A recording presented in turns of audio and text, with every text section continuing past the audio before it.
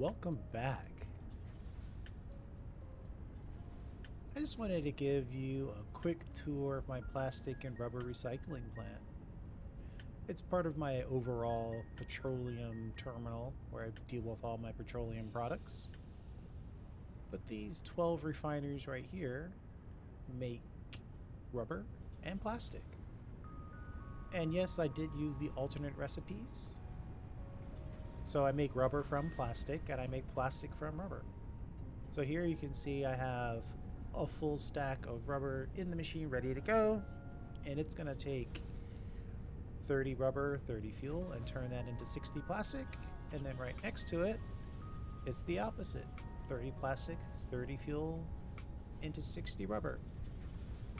So they're constantly doubling the resource at the cost of fuel. And then these smart splitters, whenever this gets backed up, it just sends the rest of it straight off into the rest of the factory, whether it be storage or further production. The nice part about this is that it's very simple to maintain. All I have to do is make sure that the system has enough fuel and it's good to go.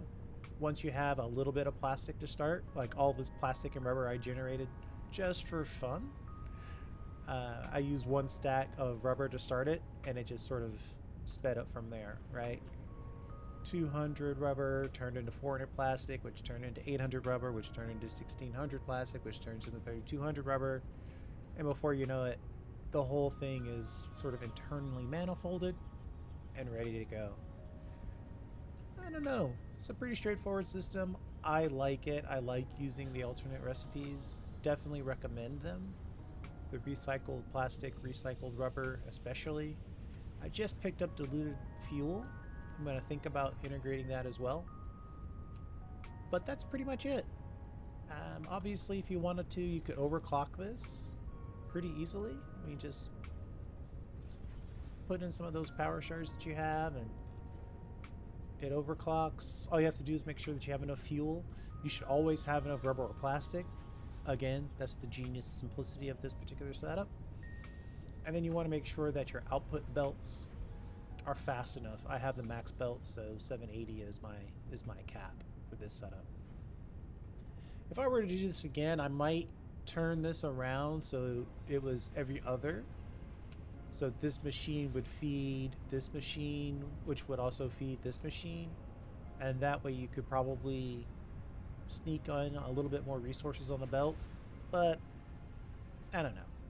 It's not worth it. If I really want to do another setup like this, I probably would do some more calculations to determine exactly how much I could put on the max belt, since I'm at the max belt level at this point, and then just output those items to those belts, if you know what I mean. Other than that, it's pretty straightforward.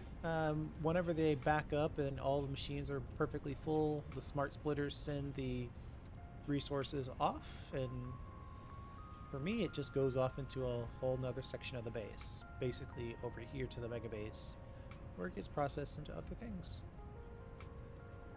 So I hope that was helpful. That's my recycled plastic and recycled rubber setup. We'll see you next time.